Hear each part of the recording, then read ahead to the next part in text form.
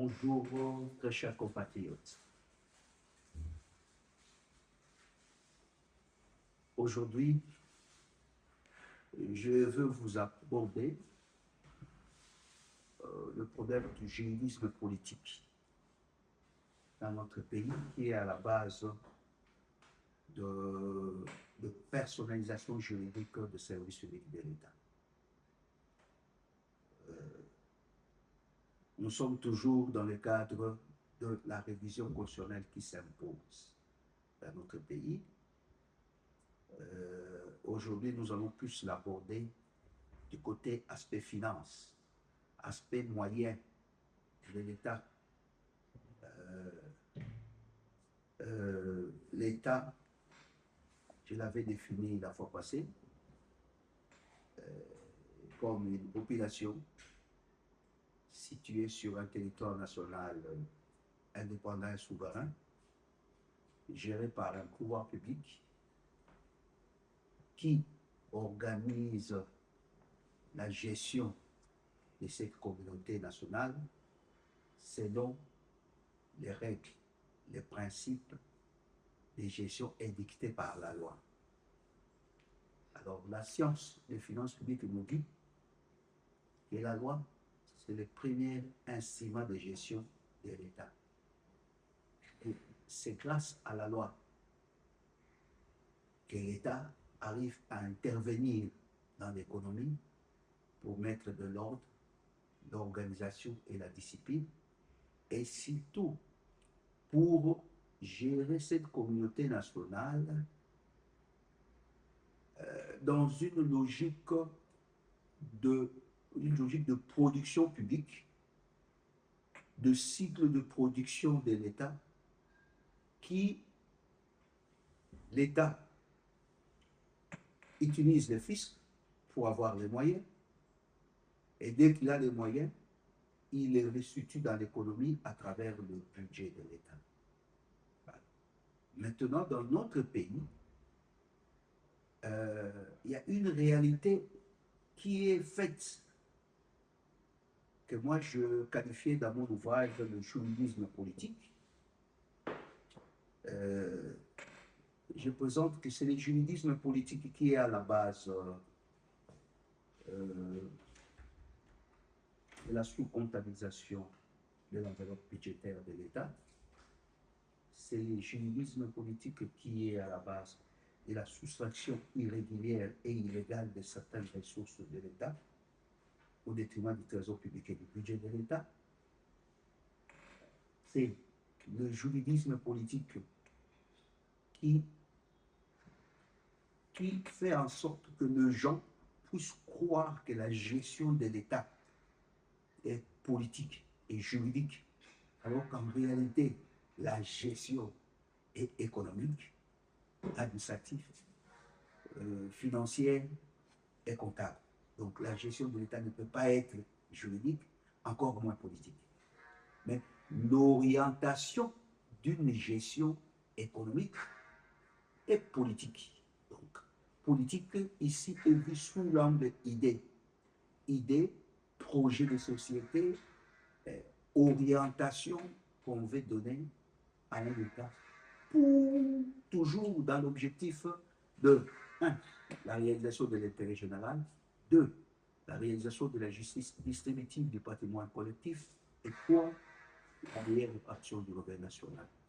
L'État ne vise que ça. Alors, maintenant, dans notre pays, nous vivons une situation où nos lois sont faites pour dépouiller l'État de ses moyens.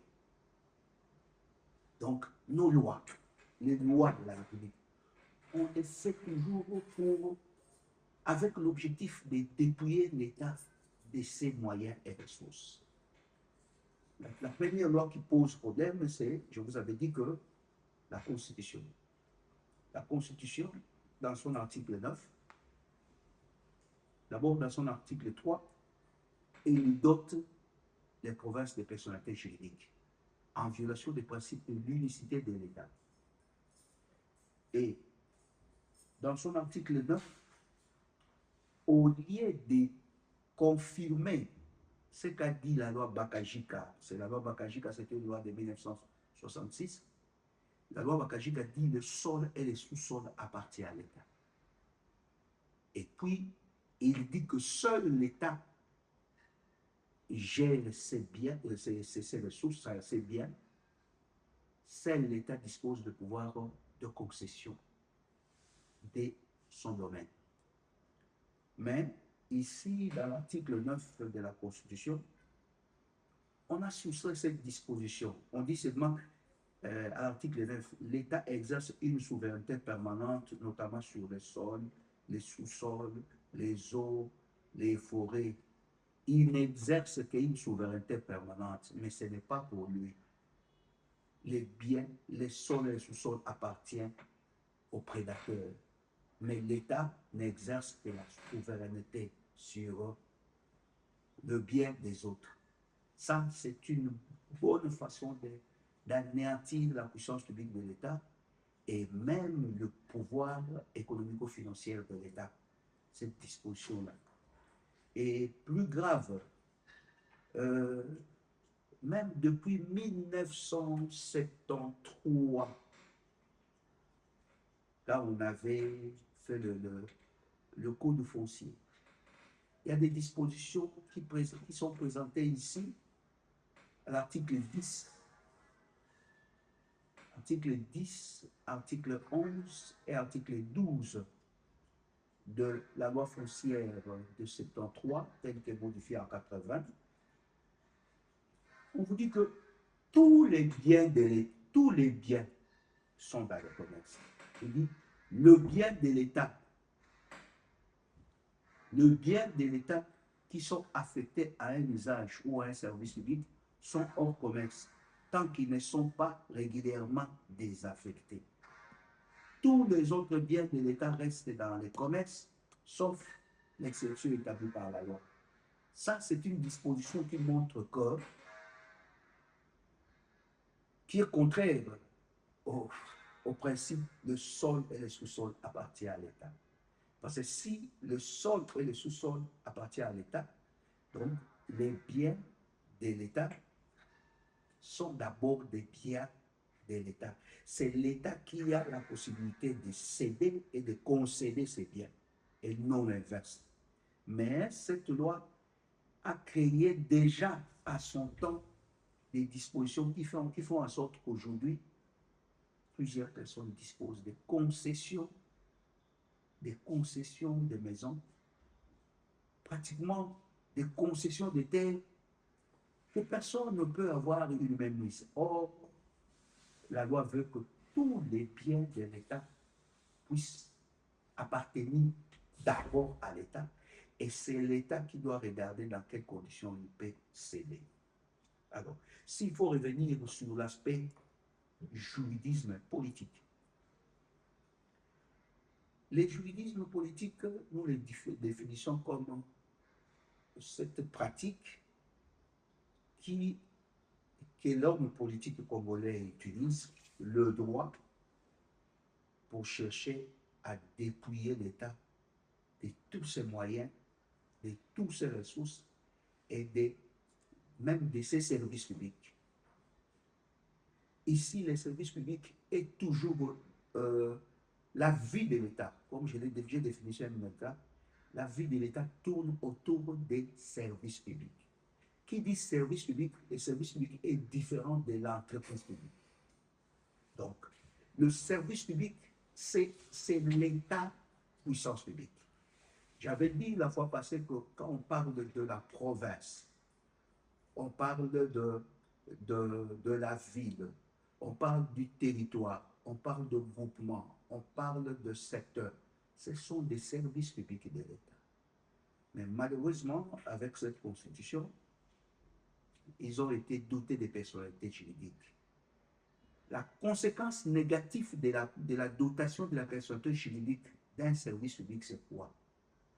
C'est que lorsque un service public est doté de la personnalité juridique, ça voudrait dire que ce n'est plus l'État puissance publique, ça devient une autre entité qui n'a rien à voir avec l'État. Or, Dans l'organisation de l'État, quand je vous ai parlé de la décentralisation financière, la décentralisation financière implique l'autonomie administrative, l'autonomie administrative et financière des services publics de l'État. Une autonomie administrative et financière des services publics de l'État n'a rien à voir avec une personnalisation juridique des services publics. Lorsqu'on est dans l'autonomie administrative et financière, donc les services publics restent une composante de l'État, mais il a une dotation financière. Donc, une dotation financière en termes de pourcentage des prélèvements de l'État. Et ce sont ces pourcentages-là qui vont lui permettre de connaître si l'État réalise autant, donc 100 000, et que moi, on m'a donné 10%, donc sur les 100 000, j'aurai 10 000. Et c'est sur ces 10 000 que je vais faire ma politique. Donc, la dotation budgétaire ou la dotation financière n'a rien à voir avec la personnalisation juridique. Mais malheureusement, nous, dans notre pays, plusieurs sont des lois qui cherchent à personnaliser les services publics avec l'idée de créer vraiment une séparation entre l'État et cette structure pour faire en sorte que la personne qui gère cette structure puisse faire n'importe quoi avec tous les prélèvements qu'il peut obtenir de l'État. Donc, ce service, je donne par exemple, si je peux être plus exemplaire, je donne l'exemple de FPT. Le FPT, c'est une redevance. C'est une redevance qui est prélevée dans le secteur du tourisme pour réaliser la promotion du tourisme. Alors, l'organe qui gère cette taxe-là, qu'on appelle FPT, la taxe de promotion touristique, FPT, oui, est gérée par une structure qu'on appelle je crois que Office national du tourisme. Alors, hier, Office national du tourisme était un service public de l'État. Mais, quand il était un service public de l'État, il ne jouissait que de l'autonomie administrative et financière. Mais tellement que... Et quand il jouissait de l'autonomie administrative et financière, donc, cette recette était une recette du trésor public qui finançait le budget de l'État. Mais, en lui dotant la personnalité juridique, automatiquement, cette recette quitte le budget de l'État pour devenir un patrimoine propre de l'OMT, comme si c'était une entreprise publique. Alors qu'en réalité, ce n'est pas une entreprise publique, c'est un service de l'État. Je donne l'autre exemple de FPI, Fonds de promotion de l'industrie. Fonds de promotion de l'industrie, c'est un compte spécial au compte général des trésors, qui était alimenté par la TPI, la taxe de promotion de l'industrie. L'objectif de cette taxation était de faire la promotion de l'industrie en RDC. Mais malheureusement, au fil du temps, cette FPI a été muée, on lui a doté de la personnalité juridique pour permettre que cette taxe ne puisse plus financer la promotion des investissements au niveau du budget de l'État, mais que ça soit géré à part par des personnes, parce que quand en lui dotant de personnalité juridique, on lui soustrait de la prise du budget de l'État au point que cet argent-là est perdu à jamais au profit de l'État. C'est de la même façon que l'OCC. OCC, c'est un service public de l'État qui a pour mission de contrôler la qualité, la quantité, la valeur et la norme de tous les biens qui sont non seulement produits dans notre pays, mais importés pour la consommation nationale. Donc, les frais qu'on paye, ce sont des prélèvements dus à l'État, à un service public, donc au trésor public. Mais malheureusement, quand on lui dote de la personnalité juridique, ça voudrait dire que ces recettes-là, ces prélèvements ne vont plus au compte général du trésor, ça ira juste pour financer. Donc ça devient l'argent propre à cette structure qui peut en utiliser comme il veut. Alors que quand on regarde ces prélèvements, c'est un prélèvement qui est fait dans l'économie. Tout prélèvement qui est fait à l'économie constitue des ressources fiscales, non fiscales et parafiscales au profit du trésor public et du budget de l'État. Mais malheureusement, à cause de cette pratique que j'appelle le juridisme politique, que j'ai explicité très bien dans mes ouvrages, aujourd'hui, nous avons une situation où plusieurs sont de prélèvement de droits, taxes et redevances qui étaient autrefois dus au trésor public sont détournés de leur objectif budgétaire au profit des structures qu'on a donné la personnalité juridique pour permettre à des amis d'être casés et commencer à bouffer l'argent de l'État sans que cet argent puisse servir tout le monde. Et voilà pourquoi, quand nous cherchons à solliciter la révision constitutionnelle, à solliciter la révision de la loi des finances publiques, et même à solliciter la révision de la loi foncière, la révision de la loi qui organise les entreprises publiques de l'État, je vous dis, c'est pour effectivement permettre à l'État demain de récupérer tous ceux qui sont constitués comme des prélèvements non fiscaux et parafiscaux qui échappent aujourd'hui au compte du Trésor. Donc, voilà pourquoi les principes de l'interventionnisme et du fisc au profit du Trésor public et du budget de l'État ne figurent pas dans cette Constitution. Or, ces principes, si ça existait dans cette Constitution, ça allait permettre à la loi des finances publiques de mettre des garde-fous pour qu'aucune personne, même pas les chefs de l'État, puisse se permettre de soustraire des ressources ou des prélèvements qui sont dus au trésor public et au budget de l'État au profit des structures qu'on crée juste pour dévier les ressources de l'État pour que sa consommation soit en dehors du budget de l'État. En réalité, nos lois sont corrompues. Nos lois sont taillées sur mesure.